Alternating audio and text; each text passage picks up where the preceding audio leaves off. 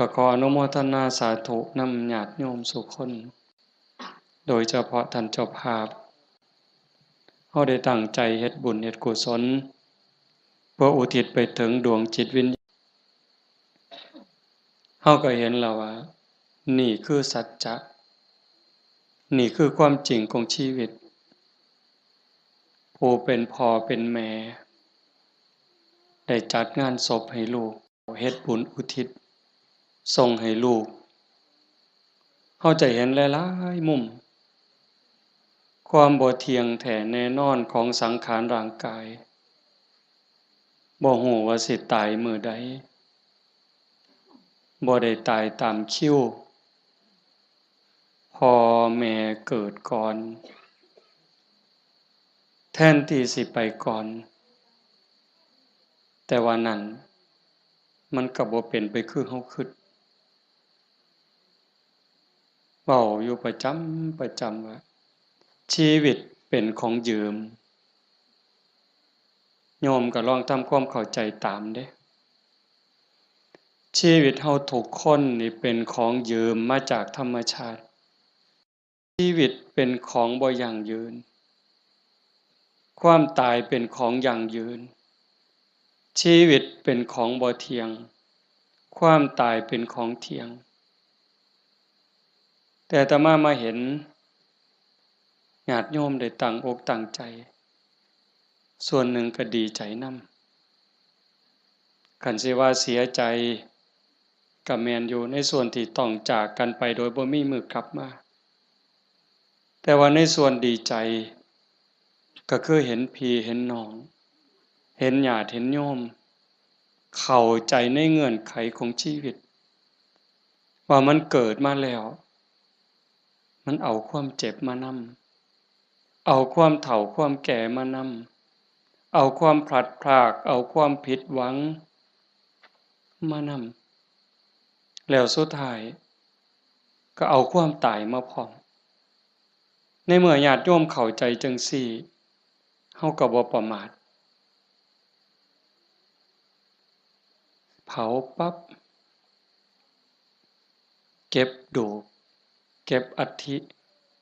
เฮาก็ถือโอกาสทำบุญอุทิศเลยเว้าในใจอาตมาก็สนับสนุนจริงๆการทำบุญอุทิศเลยนั้นเป็นการส่งอย่างเร็วให้ได้ใช้ได้สอยจริงๆมันก็บ่ต้องลงทุนลงแรงใช้เงินใช้ทองอิหยังหลายหลวงแล้วก็บ่แม่นเฮ็ดเทื่อนี้ก็แล้วโยมสามารถเฮ็ดได้ซุมื้อนี่เว้าถึงการเฮ็ดบุญเด้คันเฮาบ่เข้าใจเพิ่นก็เฮ็ดถูกของเพิ่นอยู่ปู่ย่าตายายแต่ว่าบางเทื่อมันโดนโพดอันนี้เฮาเว้าแบบตาบ่เห็นแต่เว้าด้วยเหตุผลคำสอนของศาสนาถ้าสมมุติว่าผู้ที่ตายจากโลกนี้ไปตกทุกข์ได้ยากลำบากลำบนรอคอยกองบุญกองกุศลจากญาติผู้อยู่เบื้องหลังเฮาก็ว่าแต่บ่พร้อมบ่ทันมีเงินบ่ทันพร้อมท่าปีหน้าก่อนท่าปีฮื้อก่อนเป็นจั่งใดเพราะเฮาบ่แน่ใจว่าผู้จากไปนั้นไปไสบุญก็มีบาปก็มีเพิ่นก็คือเฮาเฮาก็คือเพิ่นโยมก็คืออาตมาอาตมาก็คือโยมบ่ต่างกันเด้บาปบุญเกิดจากความคิดเกิดจากคำเว้าเกิดจากการกระทำที่ถึงพร้อมด้วยเจตนาบางเทื่อก็ดีบางเทื่อก็ร้ายบางเทื่อก็ผิดบางเทื่อก็ถูกเฮาบ่สามารถสิยับยั้งตนเองได้ในคราวที่ใจดีด่าก็บ่เครียดเคยเป็นบ่โยมในคราวที่เฮาใจดีไผสิด่าก็บ่เครียดสิตีก็บ่เครียดแต่คราวที่หงุดหงิดหนหวยยิ้มใส่ดีๆเฮาก็หงุดหงิดเขาเว้าแนวดีๆก็หาเขาเว้าใส่หาว่าเขาเยาะเย้ยนั่นคือจิตเศร้าหมองจิตบ่เป็นปกติ จังสันชีวิตมันจังมีผิดมีถูกมีบุญมีบาปมีดีและบ่ดีในเมื่อจากไปเฮาก็บ่แน่ใจว่าผู้จากไปนี่ไปไสคันบ่ทันถึงความเป็นพระอริยเจ้าชั้นโสดาบันขึ้นไปนรกก็มีสิทธิ์เปรตก็มีสิทธิ์อสุรกายก็มีสิทธิ์สัตว์เดรัจฉานก็มีสิทธิ์มนุษย์ก็มีสิทธิ์เทวดามีสิทธิ์พรหมมีสิทธิ์จังซั่นถ้าเฮารอคอยไปเป็นเดือนเป็นปีหรือหลายปีถ้าเกิดญาติบุคคลอันเป็นที่รักที่จากไปตกทุกข์ได้ยากได้พบใดภูมิใดก็แล้วแต่รอคอยบุญกุศลที่ผู้อยู่เบื้องหลังสิเป็นพ่อแม่พี่น้องสามีภรรยาลูกเต่าเราหลานส่งไปให้บ่เฮ็ดบ่ส่งล่ะสิเป็นแนวใดทุกข์แล้วก็ทุกข์อีกทรมานแล้วก็ทรมานอีกแต่คันเฮาส่งบุญปั๊บคันตกทุกข์ได้ยากลำบากลำบนเฮ็ดบุญถูกเฮ็ดบุญแม่นตามคำสอนพระพุทธเจ้าผลบุญนั่นก็ส่งทันทีซอยเหลือทันทีคันดีอยู่แล้วมีความสุขอยู่แล้วก็ย่อมได้รับหลายยิ่งขึ้นสำบายยิ่งขึ้นมีความสุขยิ่งขึ้นก็เปรียบกับคือคนเฮาเนี่ยล่ะจากบ้าน บางเทื่อบ่ได้ตั้งตัวบ่ได้ตั้งใจคิดว่าแต่สิไปทางหน้ามันสิดีทุกข์ปั๊บจากบ้านไปตกหม้องทุกข์ยากลำบากงานก็หนักของกินก็บ่มีน้ำก็ยากข้าวก็ยากบ่อนหลับบ่อนนอนเสื่อผืนหมอนใบหกๆเหี่ยๆบ่สะอาดอากาศบ่ถ่ายเทเป็นแนวใดญาติพี่น้องก็บ่มีเงินฝากส่งไปซอยก็บ่มีนั่นก็คือทุกข์ต่อไปแต่คันถ้าบุญเจ้าของก็เฮ็ดไว้พอสมควรสร้างไว้ทำไว้จากโลกนี้ไปปั๊บก็คือไปสู่ที่ดีไปต่างบ้านต่างเรือนบ่อนอยู่ก็ดีบ่อนนอนก็ดีบ่อนกินก็ดีอาหารการกินบ่อึดบ่อยากอยู่ในสถานที่ที่สะดวกสบายหนำซ้ำพี่น้องก็ฝากเงินไปให้ส่งเงินไปให้กินบ่ไหวใช้บ่หมดนี่คือเหตุผลบอกญาติโยมทั้งหลายไว้บ่ต้องเชื่อทันทีแต่เฮาพิจารณาเฮ็ดโลดก็บ่แม่นว่าสิต้องเฮ็ดบุญแจกข้าวแบบยิ่งใหญ่เด้เฮาตักบาตรอันนี้ก็อุทิศคือกันเด้สมมุติว่าคือมื้ออื่นนี่มื้อแลงคือตอนนี้บ่มีหยังนิมนต์ครูบาอาจารย์เพิ่นมาสวดมนต์ปกติฮอดมื้อเช้าก็ทำบุญตักบาตรแล้วก็อุทิศบุญกุศลไปถึงอันนี้ก็ส่ำแจกข้าวใส่บาตรหน้าบ้านหน้าเรือนอันนี้ก็ส่ำแจกข้าวไปจังหันไปเพลอันนี้ก็ส่ำแจกข้าวอาตมาเว้ายืดยาวซื่อๆแต่ว่าคันโยมเฮ็ดโยมตั้งใจยามแลงกินข้าวแลงแล้วก่อนหลับก่อนนอนผู้เป็นลูกเป็นหลานเด้ผู้เป็นสามีเด้ก่อนหลับก่อนนอนไหว้พระไหว้พระอรหังสัมมาสวากขาโตสุปฏิปันโนเนี่ยคันทำวัดใดก็ทำคันทำบ่ได้ก็เอาซ้ำนี้จากนั้นก็ตั้งนะโม3จบสวดอิติปิโสใดก็ดีคันสวดบ่ได้ก็ซ้ำตั้งนะโม3จบแล้วก็นั่งสมาธิตั้งใจนั่งสมาธิคือเฮาเฮ็ดอยู่ตอนนี้สงบจิตสงบใจยืดกายตรงดำรงสติให้มั่นเฉพาะหน้าหายใจเข้าหูหายใจออกหูสิใส่พุทโธก็ได้ยุบหนอพองหนอก็ได้คือบ่ต้องใส่หยังบ่ต้องว่าอันใดบ่ต้องคิดอันใด มีสติหูเพียงแค่ลมเข้าลมออกลมหายใจเข้ามันกระทบที่ปลายจมูกผู้บางคนกระทบที่ริมฝีปากผู้บางคนลมชัดเจนที่ซ่านดังลมเข้ามันสิเย็นจักหน่อยลมออกมันสิอุ่นจักหน่อยเฮาก็หูอยู่ส่ำนั้นหลับตาเบาๆเฮ็ดใจสำบายสำบายหายใจเข้าหูหายใจออกหูได้5 นาที10 นาทีคันยิ่งหลายเท่าใดแฮ่งแต่ดีได้จัก30 นาทีโยมลองเบิ่งเด้อมันเป็นบุญยอดบุญที่เว้าเนี่ยคันเฮาสิเฮ็ดบุญแจกข้าวตามธรรมเนียมตามประเพณีเหตุข้องที่บ้านเมืองเพิ่นพาเฮ็ดเลี้ยงเหล้าเลี้ยงยาขาหมูขางัวจ้างหนังจ้างหมอลำหมดเป็น400,000 500,000เว้าซื่อๆหมดเงินเป็น400,000 500,000แบบว่ามาเลี้ยงหนังจ้างหนังจ้างหมอลำเลี้ยงเหล้าเลี้ยงยาหมดเป็น400,000 500,000บ่ได้บุญหลายส่ำนั่งสมาธิ5 นาทีส่ำดอกไม่ออกด้วยเหตุผลของธรรมความเป็นจริงที่องค์สมเด็จพระบรมศาสดาสัมมาสัมพุทธเจ้าสอนไว้หมดเงิน400,000 500,000หรือหมดเป็นล้านบ่ได้บุญหลายส่ำนั่งสมาธิ5 นาทีเด้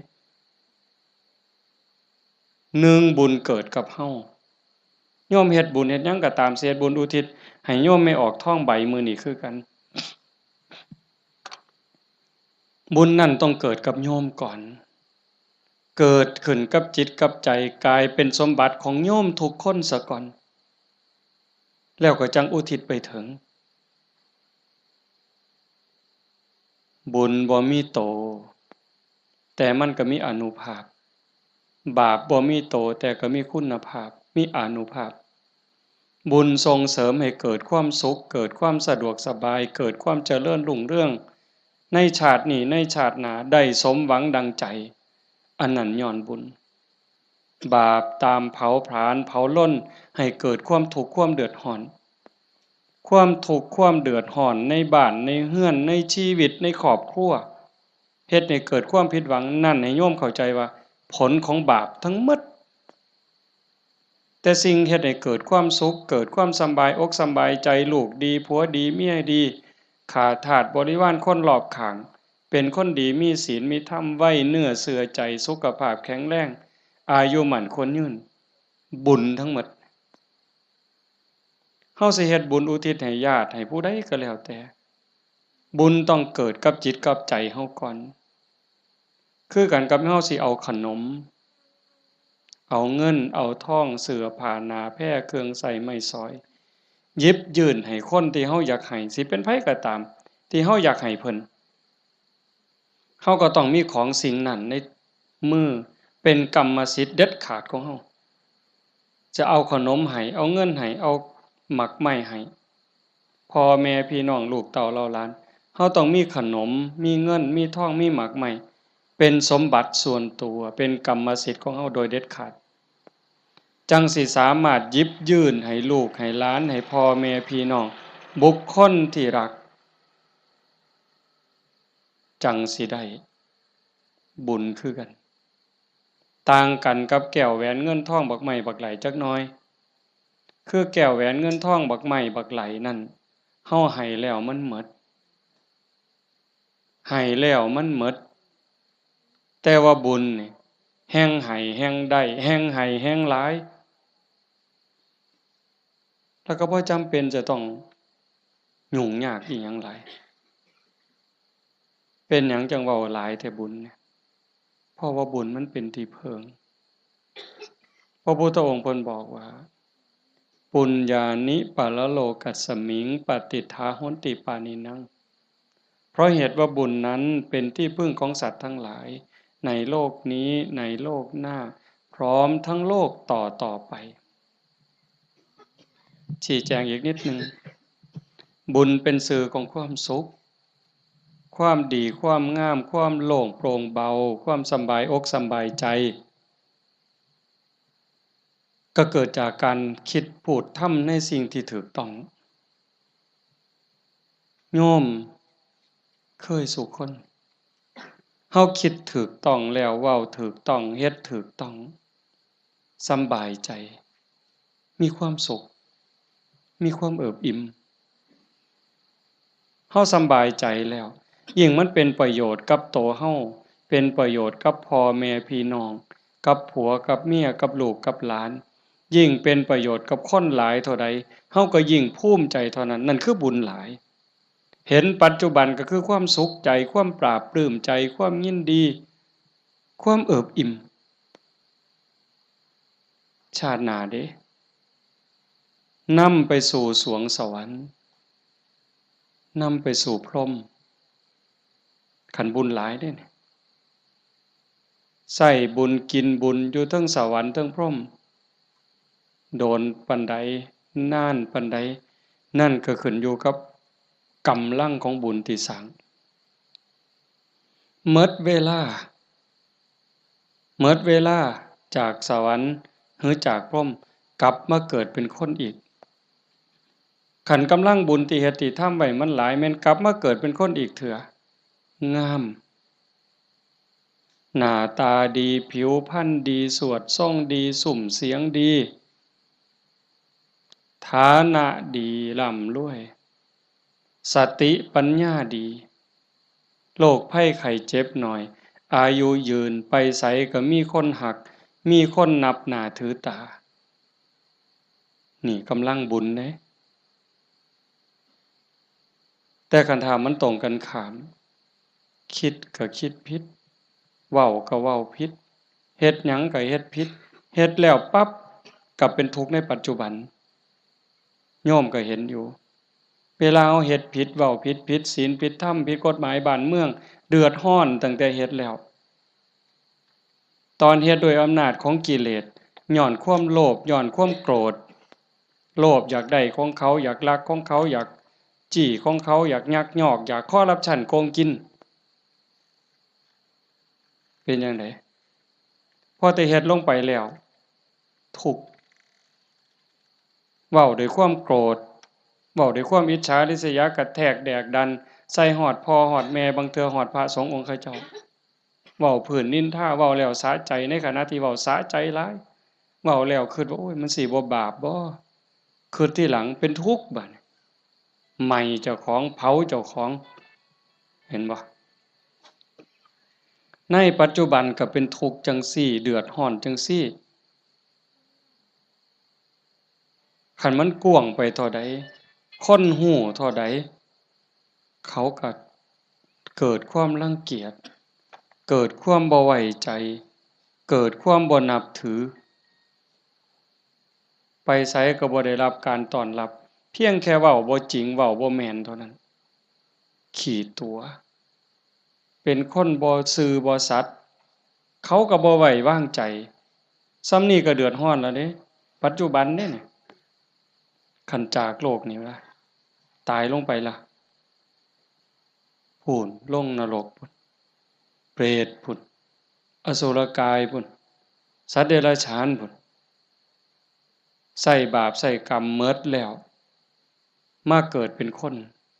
มันต้องมาเด้มาแน่นอนเด้มาเกิดเป็นคน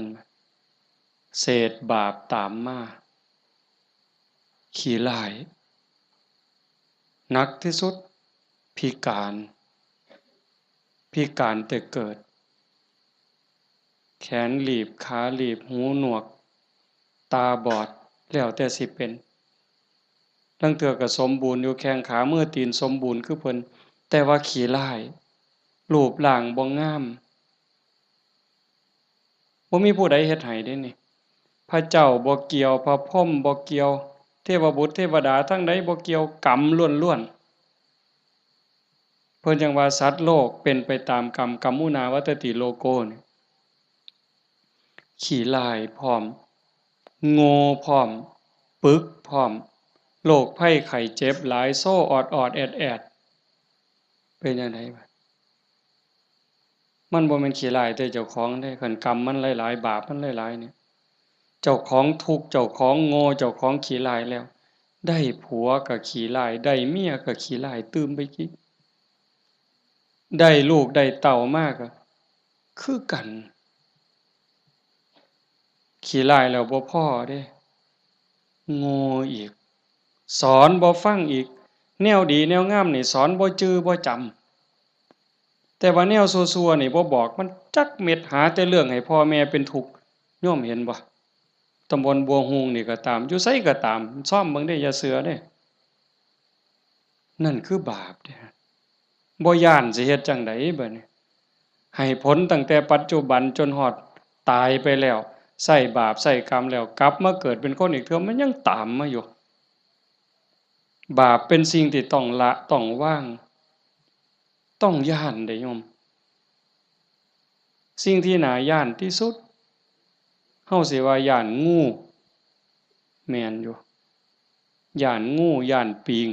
อาตมานี่ผู้หนึ่งย้านหลายย้านปิงย้านงูย้านขี้เกียจย้านกับแกะหนักๆย้านผีผู้ใดบ่ย้านแน่ผีหลอกผู้ใดเคยเห็นมันบ่เคยเห็นแต่ว่าก็ย้านหมดซุคนอันนี้ก็แนวหนึ่งเด้ย้านผีย้านตายย้านทุกข์แต่ว่าย้านบาปบ่ย้านเว้ยผีมันก็บ่เคยเห็นอาตมาก็บ่เคยเห็นพ่อใหญ่แม่ใหญ่ผู้70 80ก็บ่ทันเคยเห็นผีแต่ว่าย้านอันบาปนี่เพิ่นบ่ย้านมันพาทุกข์พายากบ่มีอยู่บ่มีกินเฮ็ดให้ลำบากทุกข์อกทุกข์ใจอันนั้นมันบ่พากันย้านหวย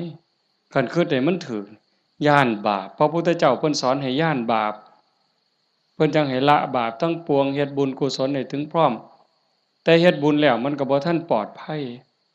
ไปสู่สวรรค์มันยังต้องกลับมาเกิดอีกไปสู่ภพมันต้องกลับมาเกิดอีก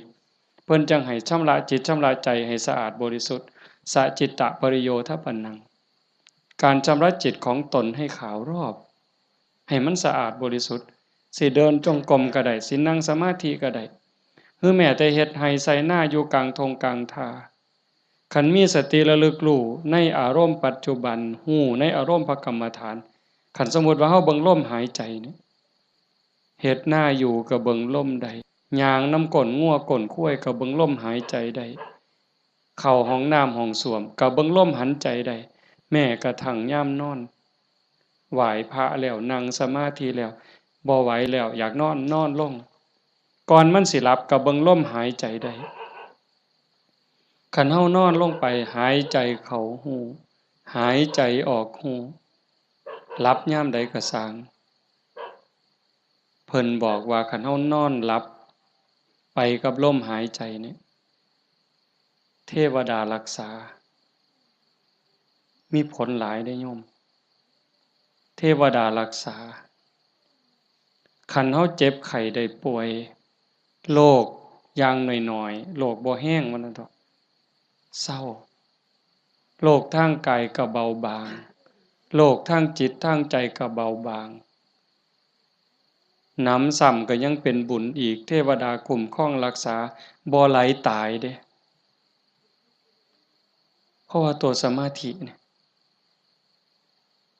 คอยเฮ็ดคอยสร้างคอยทำจังสันโยมเฮ็ดบุญแจกเขาแต่มาจังว่าสนับสนุนเฮามีโอกาสมื้อต่อไปปีต่อไปเฮาจะเฮ็ดจัดเป็นการเป็นงานก็จังว่ากันอีกเทื่อนึงเฮ็ดดูบ่ผิดเฮ็ดบุญนี่บ่ผิดพระพุทธเจ้าเพิ่นบอกว่าเฮ็ดดูๆเฮ็ดบ่อยๆให้ตามความพอใจในบุญนั้นเพราะการสั่งสมสะสมเอาไว้ซึ่งบุญนำสุขมาให้เฮ็ดดูบ่ผิดบุญแต่ว่าบาปอย่าเฮ็ดอย่าเฮ็ดเพราะมันทุกข์มันเดือดร้อนฉะนั้นเราตั้งใจพาพี่พาน้องเฮ็ดบุญเนี่ยเห็นลูกหลานเด็กเล็กเด็กน้อยมาร่วมฟังเทศน์มานั่งฟังธรรมนำพ่อใหญ่แม่ใหญ่แต่มาว่ามันงามนี่คือความงดงามของชาวพุทธโยมจำไว้เด้พาเขามาส่วนเขามา มื้อวันเสาร์วันอาทิตย์ชวนเขาไปวัดไปใส่บาตรไปจังหันผู้ชายก็ให้หัดประเคนพระเขาเฮาสิได้ลูกดีหลานดีอาศัยผู้อื่นบ่ได้การศึกษาทางโรงเรียนบางเทื่อก็ลืมเรื่องเหล่านี้บางโรงเรียนเด้แต่ลางหม้องเพิ่นก็ยังดีอยู่พ่อแม่ปู่ตายายยายเฮานี่ล่ะแม่ป้าพ่อลุงแต่มาเชื่อว่าโยมทุกคนอยากให้ลูกดีหลานดีอยากให้เขาเป็นคนดีเพื่อเฮาสิเพิงเขาได้ในมื้อข้างหน้าเฮาสิเพิงเขาจังได๋คันบ่ให้เขาเข้าหาวัดบ่ให้เขาใกล้ศีลใกล้ธรรมใกล้วัดใกล้ว่าใกล้พระสงฆ์องค์เขาเจ้าเขาบ่มีจิตใจที่อ่อนน้อมอ่อนโยนบ่ฮู้จักบุญจักบาปสิดีได้จังใดนี่ดีใจจังวะเฮาพาลูกพาหลานมานั่งฟังธรรมเนี่ยเขาฮู้อยู่เด้เขาเข้าใจในบางเรื่องบางอย่างอยู่อย่างน้อยๆเขาก็รู้สึกว่าเขาเป็นบุญเป็นสิริเป็นมงคลมีเหลืออย่างเดียวโยมเหลืออย่างเดียวที่สิเฮ็ดให้ชีวิตปัจจุบันเฮามีความสุขชีวิตในอนาคตมีความสุขมีความเจริญบ้านเมืองปักกุมซุ่มเย็นคือศาสนาคือศาสนาเรื่องกฎหมายนี่โยมเลิกยังเพิงบ่ได้100%ยิ่งพวกนักการเมืองสสต่างๆเซาเว้านำเซาเว้านำเลยพวกนั้นเพิงบ่ได้เขาหาประโยชน์ใส่ตัวเขาต่างหากฮักเฮาจริงๆบ่เป็นพี่เป็นน้องเฮาจริงๆบ่อือฮึบ่มีดอกคันเขาฮักเฮาจริงๆน่ะฮักบ้านฮักเมืองจริงๆเขาต้องเฮ็ดสวัสดิการให้เฮาได้หลายบ่ต้องเอาของมาแจกดอกบ่ต้องเอาเงินเอาทองเอาข้าวเอาของมาให้เฮาดอกพู้นเขาไปสภาพู้นนำความทุกข์ความเดือดร้อนเฮาไปเว้าเป็นเรื่องเป็นราวต่อสู้เพื่อให้เกิดความมั่นคงในการเป็นอยู่ของพี่น้องประชาชนแต่นี่เฮาบ่เห็นมีแต่ไปเถียงกันอยู่คนละมุมก็เถียงอย่างเดียวมุมนั้นเฮ็ดถูกกูก็สิเถียงเฮ็ดผิดก็สิเถียงเฮ็ดถูกก็สิเถียงนั่นคือเขาบ่ได้หวังประโยชน์กับเฮา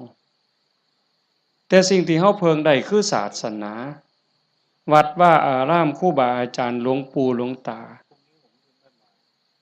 มื้อใดครูบาอาจารย์บ่หวังดีกับเฮายามมื้อเช้าไหว้พระทำวัดสวดมนต์ก็แผ่เมตตาสัพเพสัตตาสัตว์ทั้งหลายที่เป็นเพื่อนทุกข์เกิดแก่เจ็บตายแผ่เมตตาแล้วก็กรวดน้ำอุทิศบุญกุศลบ่มีที่สุดบ่มีประมาณยามเช้ามาบิณฑบาตคือแม่โยมสิไปวัดไปจังหันไปเพลให้พรเพิ่นบ่ได้ให้เล่นเด้สัพพิติโยนั่นคือเอาจิตเอาใจเอาความหวังดีปรารถนาดีอุทิศให้ยิ่งได้เจริญสมาธิเจริญภาวนาจิตสงบจิตมีพลังโยมฮู้เองเด้นี่โยมทุกคนฮู้เองเนี่ยนั่งฟังอาตมาเว้ามานี่มัน30นาทีแล้วโยมฟังอาตมาเทศน์มา30นาทีคนที่ตั้งใจนั่งสมาธิฟังแต่แรกสิรู้สึกว่าตอนนี้กายเบากายโยมเบาใจโยมเบาใจมันสงบใจมันมีกำลังใจโยมเริ่มมีความสุขลึกๆเนี่ยพิสูจน์ได้ด้วยคำสอนพระพุทธเจ้ามันบ่ได้ล้าสมัยอีหยังทันสมัยล้ำสมัยไปอีกล้านปีพุ่นโยมเป็นพยานเด้อาตมาบ่ได้เว้าเอาเองเด้ทุกคนที่นั่งสมาธิฟังธรรมน้อมจิตน้อมใจลงสู่กระแสธรรมนี่ตอนนี้กายเริ่มเบาจิตเริ่มเบาความเอิบอิ่ม รู้สึกปลื้มใจในตนเองมันเกิดนี่คือบุญเนี่ย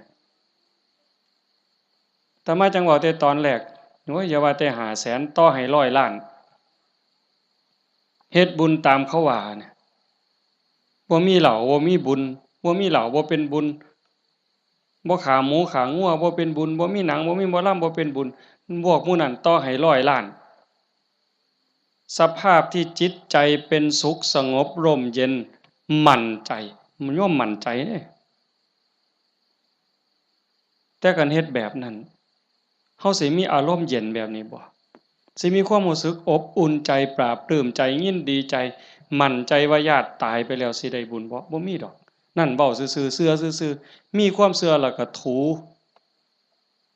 เอาสีข้างเขาถูเพิ่นว่าหุนรู้ว่าไปซื่อๆเฮาก็ลองหลับตาเบิ่งศีลข้อที่1มีบุญต้องมีศีลมีกินต้องมีทานคำโบราณเพิ่นว่าข้อที่1ปานาติปาตาเวรมณีเจตนางดเว้นจากการทำสัตว์ที่มีชีวิตให้ตกล่วงผู้ใดก็ฮักชีวิตคือกันกับเฮาหมดมันก็บ่อยากตายนอนมันก็บ่อยากตายเม่งไหม้มันก็บ่อยากตายบ่ว่าแต่อยากตายเลยแม้แต่เจ็บมันก็บ่อยากเจ็บเฮานี่บ่หาแต่เขามาถิ่มมาแทงด้วยมีดด้วยหอกเด้ตั้งแต่หมอฉีดยาเฮาเจ็บเฮาป่วยสิฉีดยาให้เฮาหายเจ็บหายป่วยบางเทื่อเฮาก็ย้านเจ็บภาษาเข็มฉีดยาส่ำนั้นแล้วเขาบ่ได้ฉีดให้ตายบ่ได้ฉีดให้ทุกข์ทรมานอีหยังฉีดยาเพื่อรักษาโรคเจ็บไข้ได้ป่วยเพื่อให้เฮาได้แข็งแรงเฮายังย้านนี่แค่เจ็บเด้เนี่ยสินับภาษาหยังบัดนี้เอาค้อนทุบหัวเขาเอามีดปาดคอเขาเอาใจเขามาใส่ใจเฮาทบทวนจังซี่เฮาก็เห็นบ่ล่ะข้อที่1ฆ่าแล้วมันสิได้บุญมาแต่ไสบาปแล้วครับเลี้ยงเหล้าเลี้ยงยาข้อที่5ขาดไปอีกคันยิ่งมีหนังมีหมอลำมาอิหยังสิตามมาศีลข้อ3หลายๆคนอาจสิขาดญ้อนงานบุญเฮางานบุญเฮาคิดเอาเองเนี่ยมาเบิ่งหนังเฮาผู้บ่าวผู้สาวอาจสิเสียเนื้อเสียตัวย้อนเบิ่งหนังโป๊ย้อนเบิ่งหมอลำซิ่งมันเว้าลามกแม่นบ่แม่นไม่ออกบ่ออกทบทวนเอาเองอดีตหมู่เจ้าทบทวนเอาเบิ่งหนังขาหนังแกงกินเหล้าเมายาแล้วตีกันตึ้มบัดนี้เมาเหล้าแล้วเว้าเข้าป่าเข้าดงโกหกพกลมใส่ร้ายป้ายสีศีลข้อ4เสียอีก1แล้ว3 4 5เสียข้อที่2มาเบิ่งหนังเฮามาเบิ่งหมอลำเฮากลับไปลักไก่นำทางไปต้มอีกต่างหากหมดอ้อยส้อยเลยเฮาเป็นต้นเหตุของบาปเลยบัดนี้แต่คันเฮ็ดแนวนี้อันพวกมานั่งฟังเทศน์นี่เอ้าตั้งแต่เด็กน้อยจนฮอดผู้เฒ่านี่ผู้ใดคือสิไปฆ่ากบเนี่ยลบไปนี่ผู้ใดสิไปฆ่ากุ้งแน่แล้วบ่มีคือสิโอ้ยลบมื้อนี้ลักบักนาวนำทางดอกเว้ยมีบ่แล้วสิไปผิดผัวผิดเมียเขาดอกคิดก็บ่กล้าเฮาเชื่อมั่นแล้วเด้บาปมีบุญมีชาติหน้าชาติก่อนมีนรกสวรรค์มีเฮ็ดดีดีจริงเฮ็ดชั่วจริงผู้ใดเฮ็ดอันใดได้อันนั้นหว่านพืชเช่นไรได้ผลเช่นนั้นเห็นบ่สิไปผิดผัวผิดเมียไผมันสิไปกล้าซั่นบ่สิไปเว้าตัวคนสิไปยุให้คนผิดกันสิไปเว้าปากพร่อยๆมาสิกล้าบาปมันอยู่นำเจ้าของเนี่ยเฮ็ดบาปก็ได้บาปเฮ็ดบุญก็ได้บุญมันอยู่นำเจ้าของนี่สิไปดื่มเสพเครื่องดองของเมาเฮ็ดให้เจ้าของเสียสุขภาพกายเสียสุขภาพจิตเสียเงินเสียทองเฮ็ดให้ขาดความเคารพนับถือเฮ็ดให้เด็กน้อยมันดูหมิ่นดูแคลนเฮาบ่แม่นคนโง่ปานนั้นเห็นบ่เฮาเห็นสภาพบุญเด่นๆอยู่จังซี่ไม่เป็นตาภูมิใจอะโยม คันสิเว้าเนาะคันบุญโยมบ่หลายเนี่ยโยมบ่ได้เกิดเป็นคนบ่ได้เป็นมนุษย์คันบุญบ่หลายพ่อบ่ได้เกิดเป็นคนไทยดอกโยมบ่ได้เกิดในผืนแผ่นดินไทยบ่ได้เกิดใต้ร่มใบบุญของนายหลวงเด้บุญบ่หลายพ่อบ่ได้นับถือพระพุทธศาสนานับถือพุทธศาสนาแล้วบุญบ่หลายพ่อบ่ได้เกิดในบ้านที่มีวัดมีครูบาอาจารย์เอิ้นเข้าหาศีลหาธรรมบ่มีกัลยาณมิตรบ่มีพี่มีน้องที่รักศีลรักธรรมนำกันบ้านโน่นตุนเฮาก็สิบ่ใหญ่ปานใดจักหลังคา85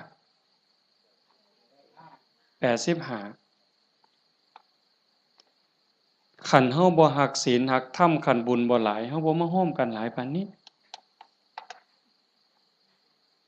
หลายคนก็อาจสิล้าสิเมื่อยตั้งแต่โยมไม่ออกท้องใบเพิ่นจากไปมางานศพมื้อนี้ก็หมดมื้อมื้อวานก็หมดมื้อเอาไปเผาเฮ็ดเวียกเฮ็ดงานแหน่ยามกลางคืนมาก็มาฟังครูบาอาจารย์เพิ่นสวดมนต์มานั่งเป็นหมู่เป็นพวกกันยามกลางเว้นก็ไปเฮ็ดเวียกเฮ็ดงานมื้อนี้มาร่วมกันได้ปานนี้ห่อขนมข้าวต้มถามว่ามันล้าบ่เมื่อยบ่เมื่อยเด้แต่เฮาก็กัดแขวกัดฟันมานั่งฟังเทศน์มาร่วมเอาบุญนำกันให้ทุกคนเข้าใจว่าทุกคนคือเจ้าภาพ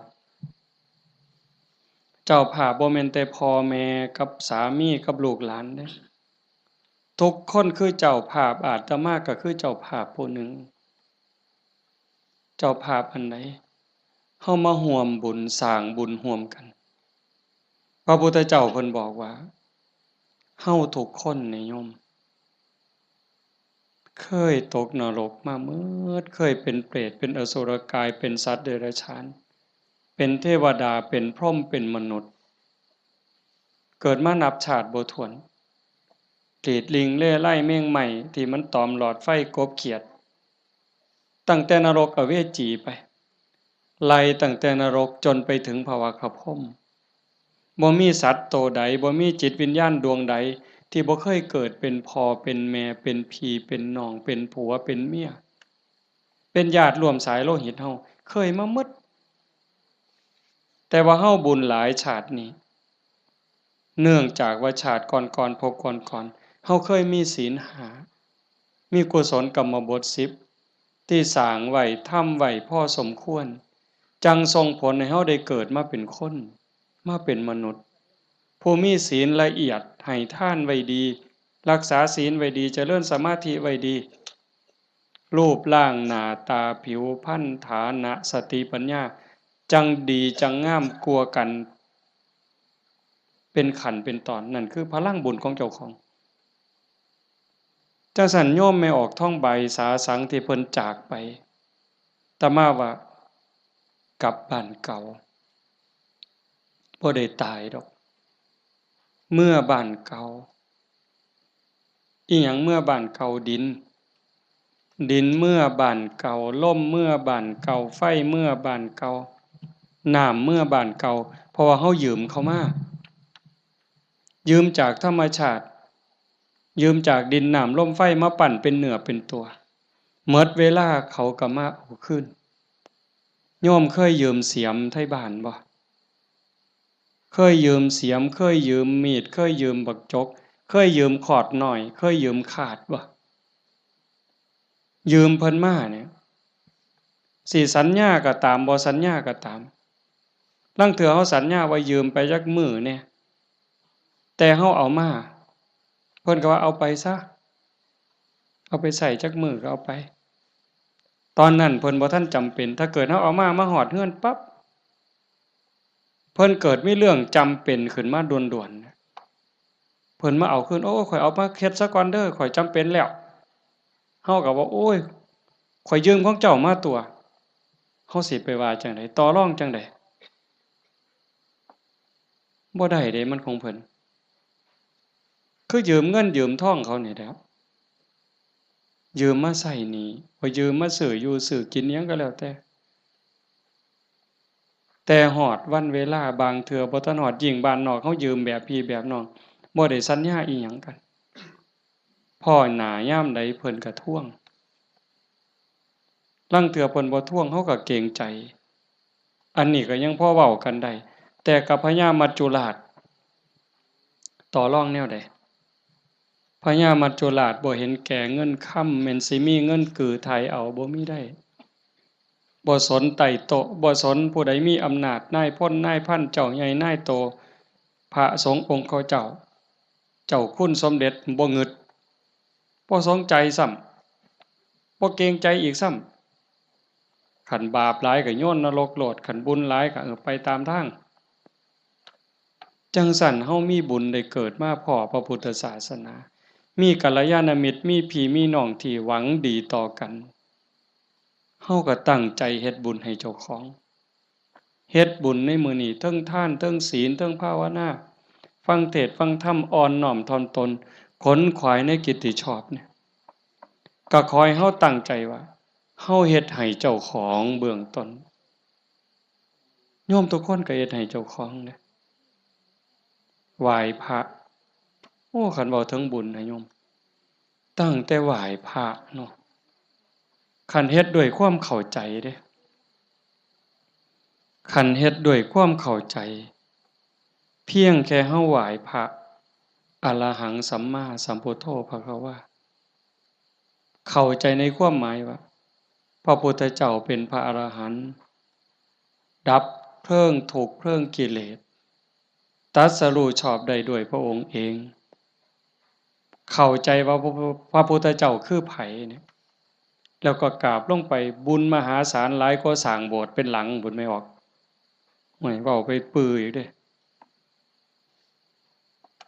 คันสร้างโบสถ์บ่เข้าใจเฮ็ดโบสถ์แข่งกัน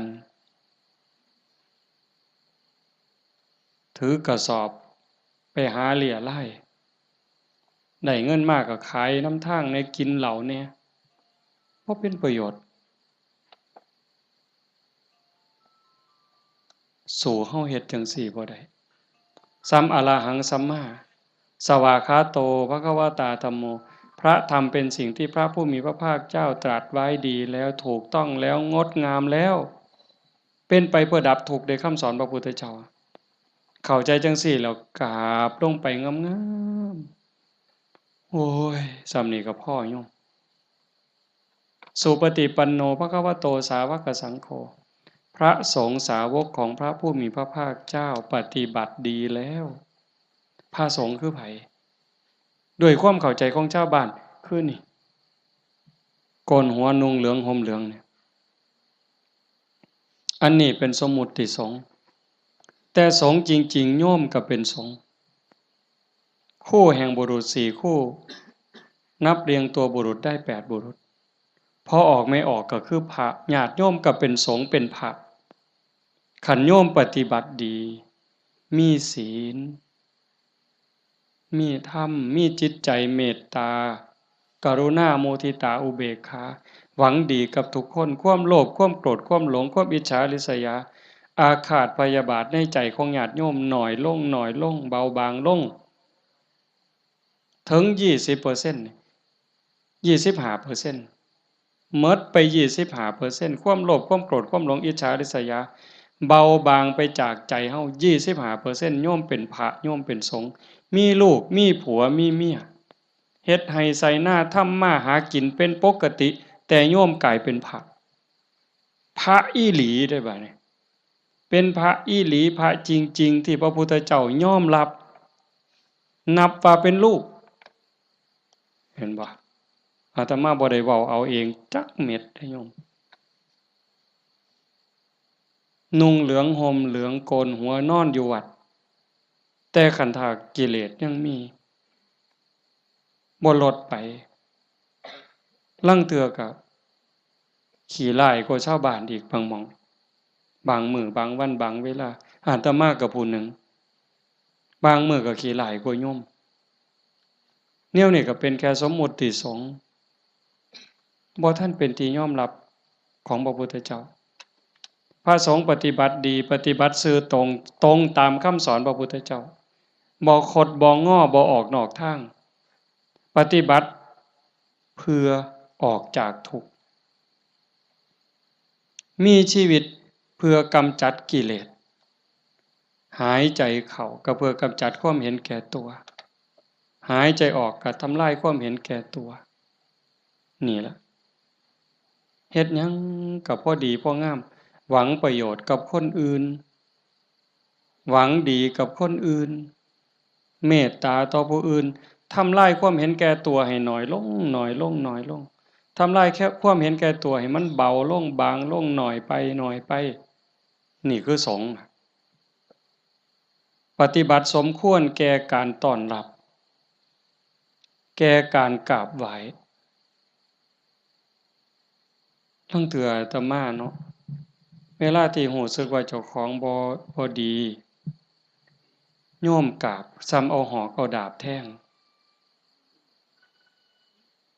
ยิ่งโยมศรัทธาเท่าใดแฮงแต่เป็นตาย้านผู้เฒ่าผู้แก่หัวขาวหัวค่อนสิเอาบักไม้ให้กราบแล้วยกใส่หัวหลับตาพูนคิดฮอดพ่อฮอดแม่ฮอดพี่ฮอดน้องบ่แม่นพ่อแม่ในชาติปัจจุบันฮอดชาติก่อนภพก่อนฮอดเจ้ากรรมนายเวรถวายน้ำขวดหนึ่งก็หวังบุญสอบทอพ่อต่อแม่พุ่นให้ขนมนมเนยใส่บาตรญาติพกถวายผ้าถวายผ่อนเงินทองแก้วแหวนเขาบ่ให้ย้อนฮักเด้ให้ย้อนอยากได้บุญบ่ให้ย้อนหลงแต่ว่าให้ย้อนอยากได้บุญเกิดกับเจ้าของแล้วอุทิศไปให้พ่อแม่โยมันสิบ่คือหอกคือดาบบ่คือน้ำกรดบ่คือน้ำร้อนเทโหดเสียจังได๋จังซั่นนะเพียงแค่โยมเข้าใจว่าพระพุทธเจ้าคือใครพระธรรมคือใครพระสงฆ์คือใครโยมเข้าใจจังซี่เพียงแค่อรหังสัมมาสวากขาโตสุปฏิปันโนพ่อโยมพ่อเลยบ่ได้จำเป็นเด้ว่าเราต้องเฮ็ดใหญ่เฮ็ดโตหมดเงินเป็นแสนเป็นล้านบ่ลองเบิ่งน่ะคันไม่ออกพอออกบ้านโน้นตุ่นเฮาเป็นจังซี่นี่คือเฮามีศีลมีธรรมในใจเด้อยู่เรือนก็เฮ็ดจังซี่บ่ต้องรวยดอกโยมบ่ต้องรวยแล้วบ่ได้มีความสุขดอกคันบ่มีศีลบ่มีธรรมนั่นอยู่ส่ำเฮาอยู่เฮ็ดอยู่เฮ็ดกินพอสมมาพาควรบ่เดือดร้อนตนเองบ่เดือดร้อนผู้อื่นก็พอได้อยู่ได้กินแต่ว่าให้จิตใจมีธรรมะเพิงพาอาศัยหยิบยื่นแบ่งปันซอยเหลือเกื้อกูลคือโยมเป็นกันอยู่เห็นว่าทุกคนคือพี่คือน้องทุกคนคือเพื่อนร่วมทุกข์เกิดแก่เจ็บตายมีความสุขบ่คันอยู่แบบนี้ก็บ่แม่นสิเงียบแบบนี้เลยเด้ก็เว้ากันนำจากันนำแต่ว่าให้จิตใจเฮาเป็นจังซี่เข้าใจกันรักกันคือพี่คือน้องเป็นแนวใดผู้จากไปก็สำบายใจเอ้าสมมุติว่าคือโยมไม่ออกท้องใบเพิ่นจากเข้าไปเนี่ยก็บ่ไปไสดอกความเป็นจริงอยู่นำเฮานี่ล่ะจริงๆบ่ได้ไปไสเด้เพียงแค่ธาตุดินน้ำลมไฟกลับคืนสู่ธรรมชาติดวงจิตดวงวิญญาณเดินทางไปตามบุญตามบาปของตนเองญาติพี่น้องผู้อยู่เบื้องหลังก็อุทิศบุญกุศลไปให้แต่ว่าด้วยสภาวะความผูกพันความเป็นลูกเพิ่นเป็นลูกของพ่อใหญ่ท้องมาแม่ใหญ่ที่พ่อแม่ก็สิ้นไปแล้วแม่นบ่อ๋อเฮาตั้งใจเฮ็ดบุญอุทิศไปนำเนาะแต่มาเข้าใจผิดเอาก็บ่เป็นหยังพ่อใหญ่ท้องมาแม่ใหญ่ที่คือกันที่เฮาว่าจากไปเพิ่นก็บ่ได้ไปไสเลือดเนื้อเพิ่นอยู่นำเฮาแม่นบ่โยมไม่ออกท้องใบคือกันเพิ่นแบ่งเลือดแบ่งเนื้อมาเป็นโตเฮาเพิ่นก็อยู่นี้อยู่ในโตเฮานี้คำสอนคำสั่งคำบอก อันนี้เด้อลูกอันนี้เด้อหลาอันนี้เด้อค่ำเอิ้นบักหลาเอิ้นอีนางเอิ้นทองคำอีแม่แม่นบ่เพิ่นเอิ้นจั่งซั้นเด้บักหลาอีนางทองคำอีแม่เพิ่นว่าอันนี้มันถูกเด้ออันนี้มันดีเด้ออันนี้มันบ่แม่นอันนี้มันบ่ถูกอย่าพากันเฮ็ดมันบาปอย่าเว้าจั่งซั้นมันบาปคันเว้าจั่งซี้เว้าจั่งซี้แม่นแล้วบักหลาอีนางสาธุโอ๊ยใจแม่นเจ้าเว้าดีใจแม่นเจ้าเว้าถูกนี่คือคำสอนรักกันเด้อันนี้เอื้อยเด้อันนี้อ้ายเด้คันน้องเถียงอ้ายอย่าไปเถียงเอื้อยอย่าไปเถียงอ้ายคันอ้ายรังแกน้องเอื้อยรังแกน้องอย่าไปเฮ็ดบ่โหนเป็นน้องบ่เห็นบ่เพิ่นตายอยู่อะเพิ่นไปไสอยู่อะดินดอนตอนหญ้าเรือนซ่านบ้านซองจากเหงื่อจากแห้งอาบเหงื่อตังน้ำสร้างหลักฐานให้ลูกได้อยู่เป็นของเพิ่นบ่จังว่าคันคิดฮอดพ่อคิดฮอดแม่นั่นก็รักพี่รักน้องอยากให้พ่อแม่ได้กินข้าวกินน้ำนุ่งเสื้อผ้าหน้าแพรดีๆงามๆคันแม่นพ่อแม่บ่อยู่นำเป็นเนื้อเป็นตัวแล้วก็เฮ็ดกับพี่กับน้องนั่นล่ะอยากเว้ากับพ่อแม่ม่วนๆก็เว้ากับพี่กับน้องนี่ล่ะเว้ากับป้ากับลุงมันคักแท้เด้โยมคันเราคิดให้มันเข้าใจนี่พ่อแม่บ่ไปไสปู่ย่าตายายบ่ไปไสแล้วทุกคนก็คือพี่คือน้องเข้าใจให้มันคักๆเข้าใจดีๆในคำสอนพระพุทธเจ้าประเสริฐที่สุดบ่มีศาสนาใดสิสอนความจริงความถูกต้องงดงามเกินพระพุทธเจ้าบ่มีผู้ใดสิรักเราหวังดีต่อเราเกินพระพุทธเจ้าจังบอกคำสอนเอาไว้เพิ่นบ่บอกให้เราไปทำพิธีอันนั้นอันนี้ดอกอันนั้นบ่แม่นพิธีสะเดาะเคราะห์ต่อชะตาเสริมดวงฮึพระพุทธเจ้าบ่สอนบ่แม่นเว้าดีต่อกันนี่พระพุทธเจ้าสอนคิดถูกต้องพูดถูกต้องทำถูกต้องจากถูกต้องก็จังไปสู่ดีงามอย่าว่าดีเด้อย่าว่าดีก่อนดียังบ่ทันถูกต้องเด้คันคนเขามักกินเหล้าเราซื้อเหล้าสู่กินเขาว่าดีเด้แม่นบ่ล่ะคันพวกผู้ชายมักเล่นมักเที่ยวมีหมู่พาไปเที่ยวซ่องเขาว่าบักนี่ดีเด้พวกมักเล่นไพ่เล่นไฮโลเล่นการพนันส่วนเฮาไปเล่นต้มไก่สู่กินพร้อมเล่นเอาเงินเอาพร้อมยังว่าดีอยู่เด้หั่นแต่มันบ่ถูกแต่คันมีคำว่าถูกต้องแล้วคิดถูกต้องเว้าถูกต้องกระทำถูกต้องดีงามตามมาบ่เสียหายจังซั้นจากนี้เป็นต้นไปเฮาบ่ว่ามื้อใดเฮาสิจากโลกนี้บ่มีผู้ใดฮู้จักคนว่าเฮามีเวลาอยู่ในโลกนี้อีกจักมื้อจักปีจักเดือนจักวันจักเวลาจักชั่วโมงจักนาทีบ่ฮู้จักคนโซ่ก็ตายบ่โซ่ก็ตายเด็กน้อยก็ตายหนุ่มสาวก็ตายผู้เฒ่าผู้แก่ก็ตายเฮ็ดจั่งใด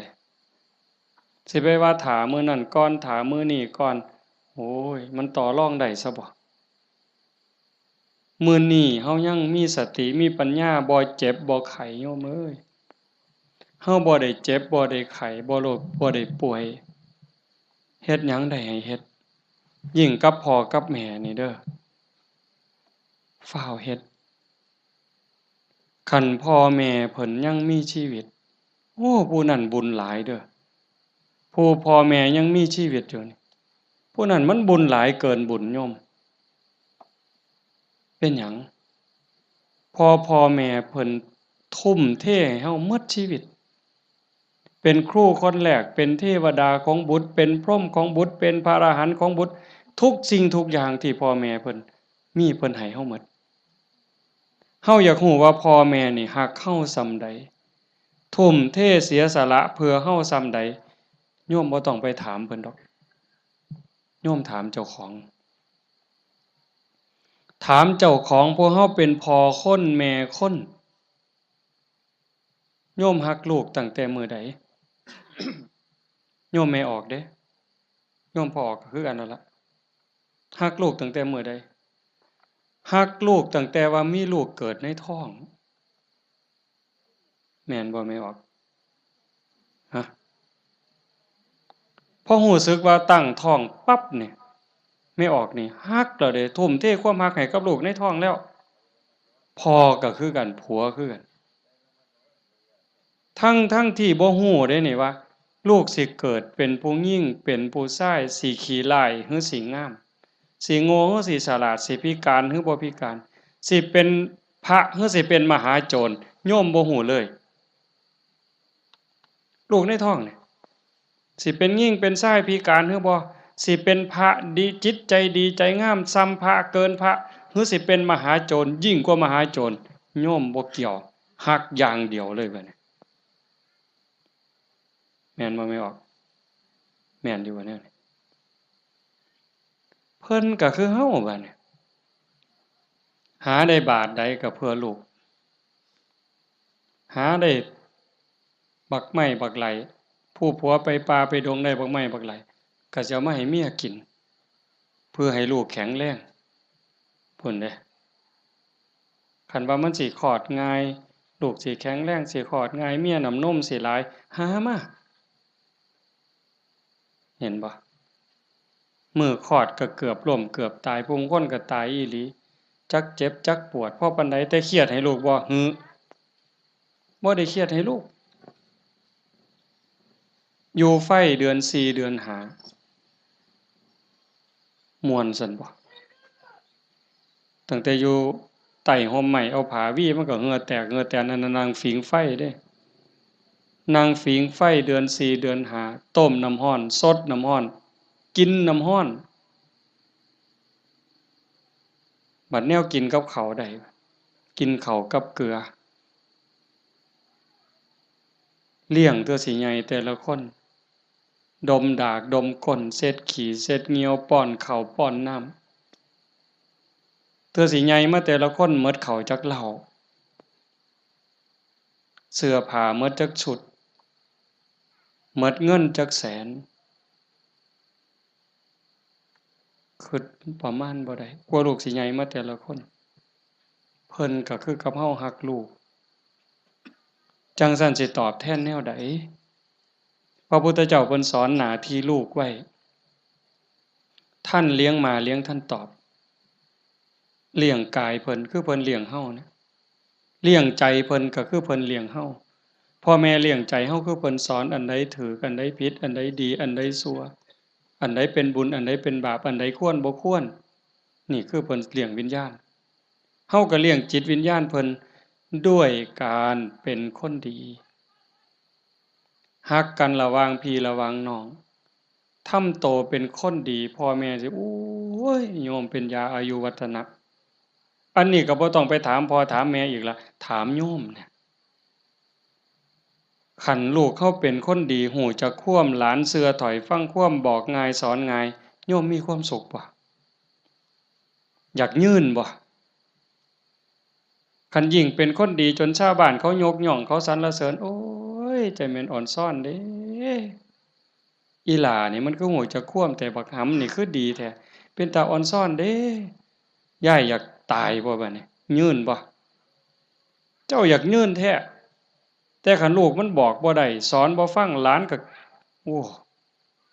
บอกจังหนึงไปจังหนึงเถียงคำบ่ตกฟากแม่นสิป้อนสร้างมื้อละโตยายก็บ่อยากยืน อยากตายให้มันแล้วอุกอังสังกะหยาลูกหลานมันบ่ฮู้จักความ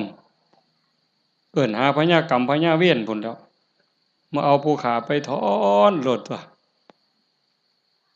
จังซั้นยังว่าเลี้ยงพ่อเลี้ยงแม่เลี้ยงกายเลี้ยงใจพุทธเจ้าเพิ่นบอกเด้ท่านเลี้ยงมาเลี้ยงท่านตอบทำการงานของท่าน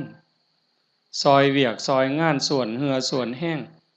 เพิ่นบ่บอกก็เฮ็ดแนวเฮ็ดได้แนวมันถูกต้องดีงามส่วนเวียกส่วนงานเพิ่นนี่คือเรื่องที่สองท่านเลี้ยงมาแล้วเลี้ยงท่านตอบทำกิจการงานของท่าน รักษาวงตระกูลมิให้ตกต่ำอันนี้หน้าที่ลูกเด้รักษาวงตระกูลอย่าให้ตกต่ำอย่าเอาชื่ออย่าเอานามสกุลนี่ไปไว้นำตำรวจอย่าเอานามสกุลนี่ไปอยู่โรงอยู่ศาลอย่าเอานามสกุลนี่ไปอยู่คุกอย่าให้เขาดูหมิ่นดูแคลนโอ้ยซุ่มนั้นบ่เพิ่นว่าเป็นจังได๋คันลูกสาวก็บ่รักนวลสงวนตัวไปเที่ยวทั่วทิพย์คันลูกชายก็นักเลงจักกินเหล้าเมายาจักฆ่าจักยาเสพติดอิหยังลักศกจกหอฆ่าคนตีคนนี่ก็รักษาวงตระกูลบ่ได้คนเขาก็ดูถูกดูหมิ่นดูแคลนพ่อแม่ปู่ย่าตายายขายหน้าขายตาลูกติดคุกพ่อแม่ก็ติดนำติดบ่ไม่ออกว่าโตอยู่นอกคุกแต่ใจไปอยู่คุกคันลูกบวชพ่อแม่ก็บวชนำพุ่นโตอยู่ทงพุ่นแต่ว่าใจอยู่วัดเห็นบ่รักษาวงตระกูลมิให้ตกต่ำอย่าให้เขาดูหมิ่นดูแคลนให้เขาดูทุกข์ทำตนให้สมควรแก่การรับทรัพย์มรดกคันเฮาเป็นคนดีมีศีลมีธรรมขยันหมั่นเพียรทำมาหากินพ่อแม่ทั้งหลายเพิ่นสิแพงฮอดเวลาอันสมควรหาผัวหาเมียให้แบ่งทรัพย์สมบัติให้หวังเพิงให้ลูกแล้วพ่อแม่ก็สำบายใจแต่คันแม่นเหล้าก็กินเลขก็เล่นเล่นมาซุแนวฮอดหมากัดกันก็ลงก็สิเว้าเลยหมากัดกันกูเอาตัวแดงเด้อเพิ่นว่ามันนั่นว่ากูเอาตัวด่าง บ้าใหญ่แล้วบัดนี้เอาไปว่าไปนั่งอยู่ข้างทางมันรถคันนั้นมึงว่าเลขสุดท้ายมันเป็นตัวขี้กับตัวคู่ยังว่าอยู่สมองมีแต่การพนันบ่ต้องเว้าถึงบั้งไฟเลยตายแอแซะนี่คันลูกเป็นคนขยันหมั่นเพียรบ่ยุ่งเกี่ยวกับการพนันบ่ยุ่งเกี่ยวกับยาเสพติดมีความกตัญญูรู้คุณหาอยู่หากินได้ก็ไปส่งพ่อส่งแม่รักพี่รักน้องพ่อแม่ภูมิใจเด้นี่ทำตนให้สมควรแก่การรับทรัพย์มรดกอันสุดท้ายเมื่อท่านล่วงลับไปแล้วทำบุญอุทิศให้ก็คือเอาเฮ็ดมื้อนี้เพิ่นจากไปแล้วเขาก็ทำบุญอุทิศหาทำบุญเพื่ออุทิศอุทิศแปลว่าให้ทำบุญให้พ่อให้แม่ให้ปู่ย่าตายายบรรพบุรุษโยมให้เข้าใจว่าพ่อแม่ปู่ย่าตายายเฮาบ่แม่นแต่ปัจจุบันเฮาเกิดมาเป็นหลายกว่าล้านชาตินะโยมพ่อแม่เฮาก็หลายกว่าล้านคนบางคนอาจสิอยู่นรกบางคนอาจอยู่เปรตบางคนอสุรกายบางคนเกิดเป็นสัตว์เดรัจฉานบางคนเกิดเทวดาบางคนเกิดเป็นพรหมจังสันเฮาก็อุทิศบุญไปให้โอ้ชาโนดโสนีพราหมณ์นี่ไปถามพระพุทธเจ้าคันโยมปวดขาก็พลิกเด้ออาตมาอยากให้มันได้ประโยชน์หลายๆมันพอมีแห้งเบาก็เว้าจริงๆหนังมานำรถอยากนอนอยากนอนเมื่อยกูสิเทศน์ได้บ่น้อมาเห็นญาติโยมเรียบร้อยมันเลยมีแห้งตายก็สร้างมันเถาะมันดีใจอะโยมอีหลีเด้บ่แม่นปากหวานเนี่ยมันอยากเห็นจังซี่แหมคันเป็นแนวนี้ประเทศไทยมันก็อยู่ได้ชาโนดโสนีพราหมณ์นี่เพิ่นทำบุญดูๆทำบุญบ่อยๆแต่ทำนอกศาสนาดอกบางเทื่อก็ทำในพุทธศาสนาบางแล้วก็บ่ทันเข้าใจหยังหลายไปกราบทูลถามพระพุทธเจ้าข้าแต่พระองค์ผู้เจริญข้าพระองค์ทำบุญบ่อยๆเฮ็ดบุญบ่อยๆแล้วอุทิศให้กับญาติที่ล่วงลับอยากรู้ว่าญาติของเก่ากับผมนี่สิได้บุญบ่พระพุทธเจ้าเพิ่นบอกว่าดูก่อนพราหมณ์มันแล้วแต่ฐานะแล้วแต่ฐานะนั้นแนวใดเพิ่นก็เลยขอให้พระพุทธเจ้าอธิบายให้ฟังพระพุทธเจ้าว่ามันก็มีหลายองค์ประกอบแฮ่งเด้1ล่ะญาติของเฮาที่ตายจากไปเขาไปไสคันไปตกนรกก็บ่ได้ทันทีนรก457หลุม457ขุมเนี่ยนรก พ่อแม่เฮาไปตกนรกก็บ่ได้ทันทีมีแต่การทรมานสิได้ก็ย้อนเพิ่นฮู้เรื่องแล้วก็อนุโมทนาสาธุด้วยความยินดีก็จังสิได้2คันไปเกิดเป็นเปรต12ชนิดได้บุญทันทีที่รอคอยอยู่นำเฮานี่ถ้าเอาทันทีนี่ปรัตตโตปชีวี1 12นี่ได้1แต่อีก11ต้องรอคอยได้รู้เรื่องรู้ราวอนุโมทนาสาธุจังได๋อสุรกายคือกันสัตว์เดรัจฉานเป็นหยังแหน่ล่ะนั่นเฮาอยู่นั่นก็พ่อแม่เฮาคือกันผัวเมียเฮาคือกันชาติหนึ่งภพหนึ่งบ่เว้าเล่นได้โยมเขาบ่ได้เด้น่ะฮู้เรื่องบ่นี่เฮาว่าเอากรวดน้ำรับพรหมอนั่นมันสิตั้งใจรับพรนำเฮาบ่บ่ฮู้เรื่องเด้กินนู่นฮู้บ่แมงไม้ฮู้บ่ปูปลาฮู้บ่แล้วบ่ฮู้เลยบ่ได้เด้นี่เขากินหยังเขาก็กินอาหารของเขาเทวดาล่ะคันเขาฮู้ทราบอนุโมทนาเขาก็ค่อนข้างจะฮู้ได้พรหมก็คือกันสุดท้ายก็สอบไปพุทธเจ้าเพิ่นก็บอกว่านอกจากญาติที่ล่วงลับจากไปแล้วอยู่ในภพภูมิที่สมควรได้ทันทีเขาได้แล้วอีกอย่างหนึ่งของที่ทำบุญเป็นบุญบ่ฆ่าเขามาบ่ลักมาบ่คดโกงมาบ่ในขณะที่ให้ก่อนให้หลังให้เจ้ามีความยินดีเจ้ามีศรัทธามีความภูมิใจจริงบ่พุ่นเด้แล้วผู้รับทานเจ้าเป็นไผมีศีลบ่มีธรรมบ่เพิ่นก็จังไล่มาตั้งแต่สัตว์เดรัจฉานตมาเทศน์ดูๆโยมฟังในวิทยุก็สิได้ยินมันได้บุญอยู่ดอกซ้ำแม่ครัวนี่ส้มแม่ครัวนี่ล้างถ้วยล้างชามก่อนสิเทน้ำล้างถ้วยล้างชามล้างหม้อลงในดินลงขี้ศิกไม่ออกตั้งใจว่าสาธุเด้อน้ำล้างถ้วยล้างชามเนี่ยมันมีรสชาติอาหารปนไปกับน้ำซึมลงไปในดินให้พวกสัตว์อยู่ในดินพวกไส้เดือนต่างๆให้มันกินได้อยู่ได้กินแล้วให้มันมีความสุขกายสุขใจซ้ำนี่ก็ได้บุญนับประมาณบ่ได้นับประมาณบ่ได้ได้บุญหลายก็ไล่ขึ้นมาจากสัตว์เดรัจฉาน100เทื่อพันเทื่อบ่ได้บุญหลายเท่ากับให้คนผู้บ่มีศีลขี้เหล้าเมายาขี้ลักขี้ปล้นตีหัวหมาด่าแม่คน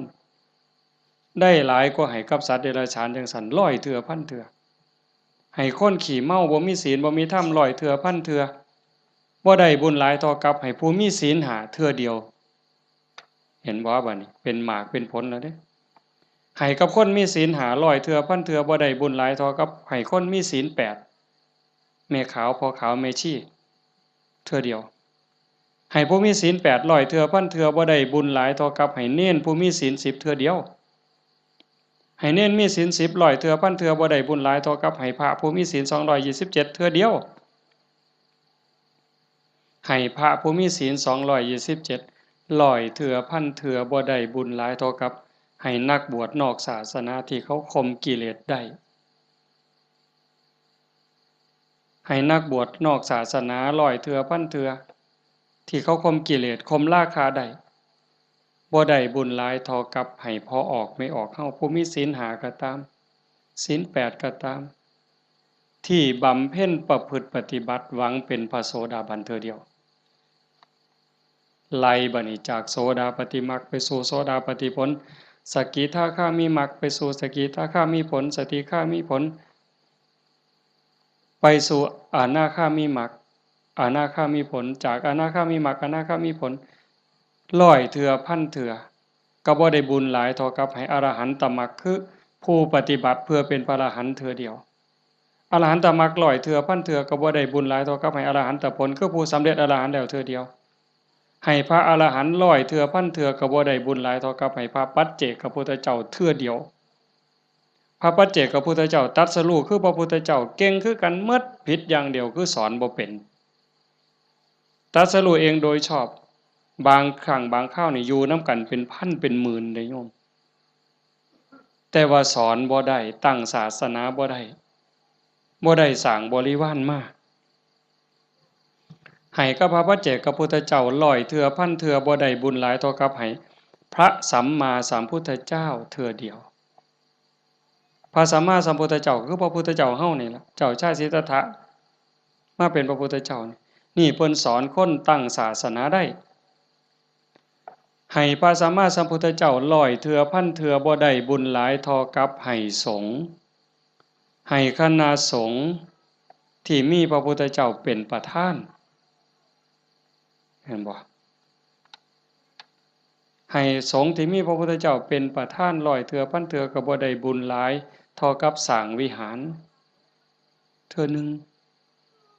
สร้างวิหาร100หลังพันหลังถวายพระพุทธเจ้าก็บ่ได้บุญหลายเท่ากับให้ธรรมะสอนธรรมะเห็นบ่นี่อาตมาได้บุญหลายอยู่เด้ที่อาตมาบ่ตายนี่มันก็ย้อนบุญตัวนี้เด้ให้ธรรมะเป็นฐานชนะการให้ทั้งปวงอาตมากำลังเว้าธรรมะบอกธรรมะให้ธรรมะแล้วเจ้าภาพเป็นผู้นิมนต์มาเจ้าภาพติดต่อบ่ได้บอกโยมไม่ออกต้องสุขนิมนต์อาจารย์เนี่ยโยมไม่ออกต้องสุขก็ได้บุญตรงนี้นำมาเนี่ยเห็นบ่คันบ่เจ้าภาพบ่เสนอบ่อยากมีแนวนี้พี่น้องก็บ่ได้ฟังธรรมในขณะที่ฟังธรรมอยู่นี่พระเพิ่นบันทึกเสียงพร้อมเก็บไปเปิดวิทยุฮือดีบ่ดีเพิ่นกำลังถ่ายทอดสดอยู่เดี๋ยวนี้จังหวัดอุบลอำเภอสำโรงอำเภอวารินอำเภอเขืองในฟังนำเฮายโสธรมหาชนะชัยค่ำเขื่อนแก้วขอว่างฟังนำเฮาสุรินทร์โน่นหน้าไร่สำโรงทาบสังขะฟังนำเฮาเห็นบ่จากเจ้าภาพนิมนต์อาตมามาเว้าเนี่ยเพิ่นได้ยินนำเฮาหมดเฮาฟังกันอยู่นี่ประมาณ100แต่ฟังอยู่ทั้งบ้านเป็นพันบาดนี้บุญสิเอาซ้ำใดเจ้าถามเบิ่งสิเอาซ้ำใดเฮ็ดถูกเฮ็ดแม่นเนี่ยมันเป็นได้บุญนี่มันจะเอาไปไสได้นี่บ่ต้องลงทุนหลายซ้ำเห็นบ่ทำบุญอุทิศให้โยมเฮ็ดอุทิศส่งไปฮอดไปถึงชาโนโสนิพามเพิ่นถามจังซี่ล่ะพระพุทธเจ้าก็อธิบายผู้รับทานวัตถุทานใจผู้ให้แล้วผู้จากไปอยู่ไสถามไปถามมาเพิ่นก็ส่อจอกหลอกแจกแหลกเพิ่นจะเข้าใจเนาะพระพุทธเจ้าว่าได้เฉพาะญาติได้ทันทีคือญาติที่เป็นปรทัตตูปชีวีชาโนโสนิพามเพิ่นก็เลยถามส่อเข้าไปว่าข้าแต่พระองค์ผู้เจริญถ้าเกิดว่าญาติของข้าพระองค์ไม่ได้ไปเกิดเป็นปรทัตตูปชีวีบุญนี้จะไปไหนพระพุทธเจ้าเพิ่นก็เลยว่าแบบอาตมาว่ามาตั้งแต่สัตว์นรกไปเขาก็รอคอยบุญถ้าเขารับรู้รับทราบอนุโมทนานำเขาก็ได้แล้วก็ให้จงเข้าใจว่าในวัฏฏะสงสารนี้จะไม่ว่างจากญาติของเธอที่เป็นปรทัตตูปชีวีหมายความว่าพ่อแม่พี่น้องลูกเต้าเราหลานสามีภรรยาในอดีตชาติก่อนๆพบก่อนๆผัวเฮาเมียเฮาญาติพี่น้องพ่อแม่เฮาที่ไปเกิดเป็นปรทัตตูปชีวียังมีอยู่เพราะว่าพ่อแม่เฮาบ่แม่นผู้นี้ชาตินี้อย่างเดียวจังซั่นโยมเฮ็ดบุญมื้อนี้ส่งไปฮอดพ่อแม่ในอดีตสามีพี่น้องลูกเต้าเราหลานในอดีตพร้อมแต่มื้อนี้ปรารภโยมพ่อใหญ่ทองมาแม่ใหญ่ที่พ่อใหญ่ทองแดงนี่ก็เสียชีวิตไปแล้วคือกันเนาะแล้วก็แม่ใหญ่ทองใบผู้ไว้ชนอ๋อหมายความว่าลูกหลานเฮ็ดบุญหาเนาะอาตมาเห็นในนี่ก็ว่ามันเป็นเจ้าภาพก็ต้องขออภัยก็บ่ผิดเพิ่นก็ฮู้จักแล้วเข้าใจแล้วล่ะถือว่าญาติโยมเฮ็ดถูกเฮ็ดแม่นเด้อาตมาก็บ่ให้จบเพียงส่ำนี้ผู้ไปทำมาหากินกรุงเทพกรุงไทย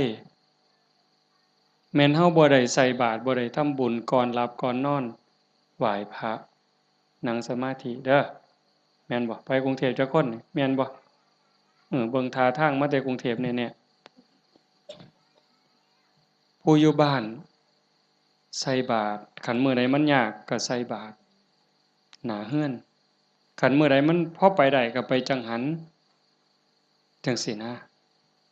ก่อนหลับก่อนนอนก็ไหว้พระกราบพระก่อนหลับก่อนนอนเว้าจากันดีๆเด้เว้าจาดีๆอยู่ในบ้านในเรือนให้มันเป็นสิริมงคลเทวดาเฝ้าบ้านเฝ้าเมืองเฝ้าเรือนเฝ้าศาลเฝ้าที่เฝ้าทางเขาเอิ้นว่าภูมิบ้านภูมิเรือนเพิ่นได้ยินเราเว้ากันดีๆเว้ากันม่วนๆเทวดาก็ดีใจอาจสิเป็นพ่อเราปู่เราย่าเราแต่อดีตก็ได้เห็นเราเว้าดีจากันดีเพิ่นก็อยากได้บุญนำเป็นจั่งใดรักษาบ้านรักษาเรือนเฮ็ดนาบ่พอได้ก็ได้มื้อนี้มีโยมผู้หนึ่งโทรศัพท์มาคุยกับอาตมาโอ้ยหลวงพ่อเพิ่นว่าโยมก็งึดอยู่เฮ็ดนาหว่านข้าวลงไปแรกๆข้าวกำลังงอกบ่ทันได้พอคืบจ้อยน้ำท่วมหว่านแรกๆน้ำท่วมบัดน้ำบกไปก็แล้งบัดแล้งแล้งไหม้พร้อมจักสิตายสิหยังบัดฝนมาใหม่ก็บ่ค่อยได้ไปเบิ่งบัดไปเห็นบัดนี้ใบก็บ่เห็นมีแต่ห้วงเพิ่นว่าโอ้ยอันนี้จักแม่นบุญเว้ากับผัวจักแม่นบุญเนาะเนาะเฒ่าเนาะเพราะว่าเพิ่นก็เฮ็ดแต่บุญอีหลีนี่จังแม่นบุญอีหลีลูกก็ฮู้จักความผัวก็ฮู้จักความกว่าเทวดาพุ่นเพิ่นว่าอันนี้คือบุญเด้จังว่าเห็นพี่เห็นน้องลูกเต้าเหล้าหลานเด็กเล็กเด็กน้อยเอ้าไปเหี่ยวจักเทื่อแล้วมันหลบมานั่งอยู่คือเก่านี่เอ้าแล่นออกไปจักเทื่อมันหลบมานั่งคือเก่านี่คันบุญบ่หลายมันนอนปะง่องส่วนอ้ายหนีไปนอนแล้วไปเบิ่งโทรทัศน์แล้วนี่คือบุญหลายเด้อพากันเลี้ยงลูกเอาศีลเอาธรรมเลี้ยงฝากโยมจักหน่อยยากก็อดเอาลำบากก็อดเอาอดเว้าดีอดคิดดีอดทำดีกับพี่กับน้องกับบ้านกับเมืองไปอยู่ไสก็อย่าสร้างปัญหาคันเฮาเป็นคนมีศีลมีธรรมอดกลั้นจักหน่อยความรักความเมตตาก็เกิดแผ่เมตตาดูๆเด้หวังว่าในใจนี่ตั้งความรู้สึกในใจว่าทุกคนคือพี่คือน้องแล้วก็แม่นอีหลีซ้ำอย่างเว้าแต่ตอนต้นพระพุทธเจ้าเว้าซ้ำได้ว่าในวัฏฏะสงสารนี้ไม่มีใครเลยที่ไม่เคยเป็นพ่อเป็นแม่เป็นพี่เป็นน้องเป็นญาติร่วมสายโลหิตเป็นสามีภรรยากันมาก่อนทุกคนนั่งอยู่นี่แม่นหมดจังซั่นสิเครียดให้กันเฮ็ดหยังสิซังกันเฮ็ดหยังเอารัดเอาเปรียบกันเฮ็ดหยัง อีกบ่โดนก็สิไปไผไปมันแล้วจังซั่นเวลาอยู่นำกันนี่เอาบุญนำกันติล่ะเว้าดีนำเขาก็ได้บุญแล้วคิดดีต่อเขาก็ได้บุญแล้วเฮ็ดดีทำดีต่อเขาก็ได้บุญแล้วเอาบุญนำกันอย่างอาตมาเว้ามันบ่จบว่างั้นเฮ็ดดีกับพ่อกับแม่พ่อแม่มีผู้เดียวในปัจจุบันคันเพิ่นตายนี้จากแล้วอยากเฮ็ดดีนำเพิ่นก็บ่ได้เฮ็ดอยากเว้าดีนำเพิ่นก็บ่ได้เว้าอยากหาข้าวแซ่บๆให้เพิ่นกินก็บ่ได้จังซั้นอยากให้เพิ่นกินหยังก็หาให้เพิ่นกินซะ